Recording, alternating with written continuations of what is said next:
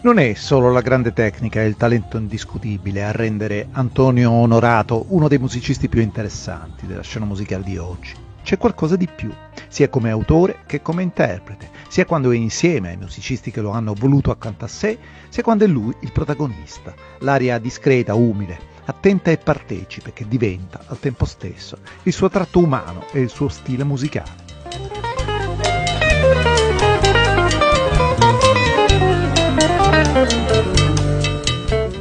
Antonio è al suo attivo 30 anni più di musica, ha partecipato a concerti e incisioni memorabili, ha suonato con grandi nomi e poi è diventato a sua volta un punto di riferimento. Qui ci racconta la sua storia, che è un punto di svolta importante, una telefonata, un piccolo ma fondamentale viaggio. Tragitto di strada Napoli-Formia. Tu, giovanissimo, Pino Daniele ti invita nel suo studio per farti un provino. Dopo averti parlato al telefono, cosa hai pensato in quel tragitto? Che si stava realizzando un sogno? In quel tratto di strada tra Napoli e Formia ero molto emozionato perché sapevo che dovevo andare a incontrare uno dei miei artisti preferiti e quindi ero emozionato e contento e niente, ho pensato che era insomma anche il destino che mi incontrassi con Pino Daniele, perché in ogni caso mi sono sempre sentito molto allineato animicamente con lui.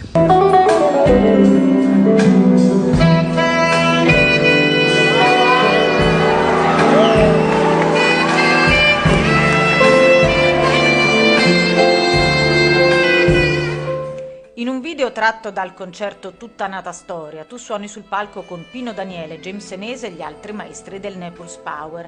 La tua faccia mentre suoni è un misto di gioia, gratitudine, timidezza. Sembravi commosso. Lo eri? Cosa provavi?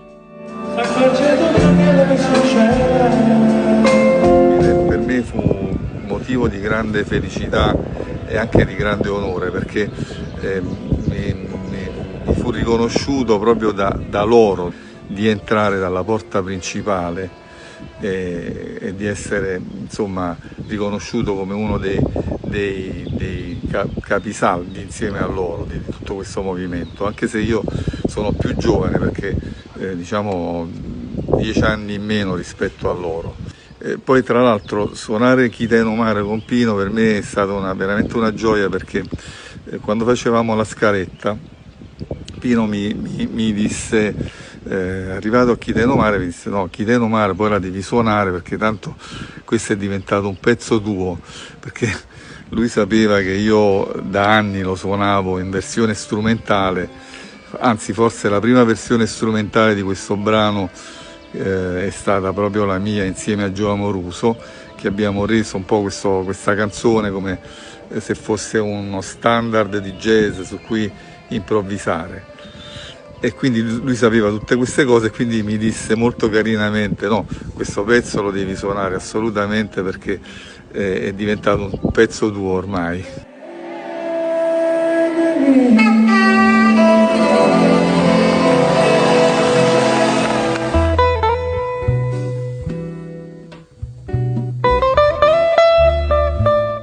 Hai scritto un libro dal titolo Napolitan Jazz.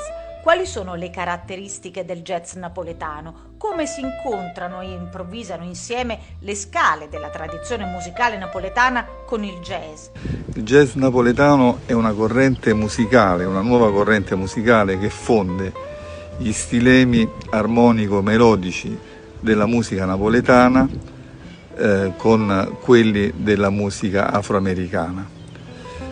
Io ho scritto anche un libro sul jazz napoletano, che sancisce questo incontro tra la cultura della musica napoletana con quella della musica afroamericana per lo sviluppo di un nuovo linguaggio.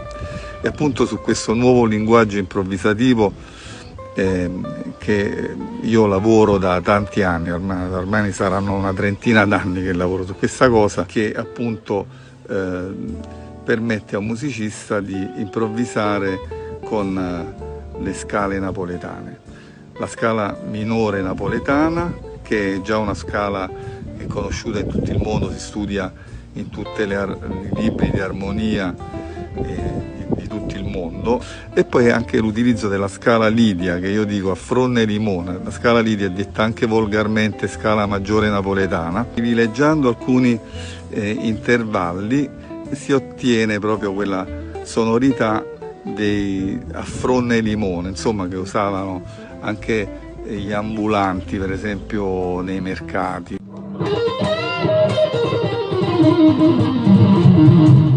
Hai realizzato diversi lavori dedicati alla cultura e alle tradizioni dei nativi americani.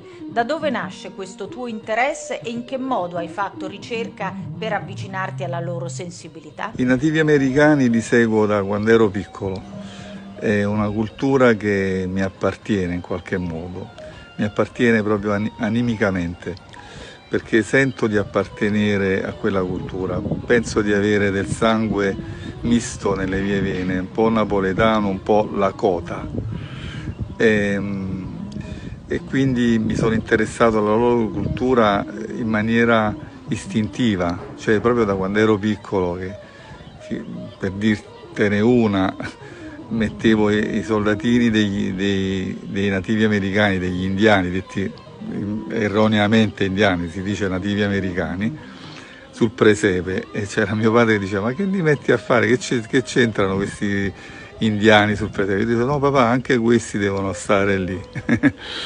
Tu e il grande Franco Cerri avete duettato insieme, generazioni diverse a confronto, ma la musica è una grande livella generazionale che avvicina.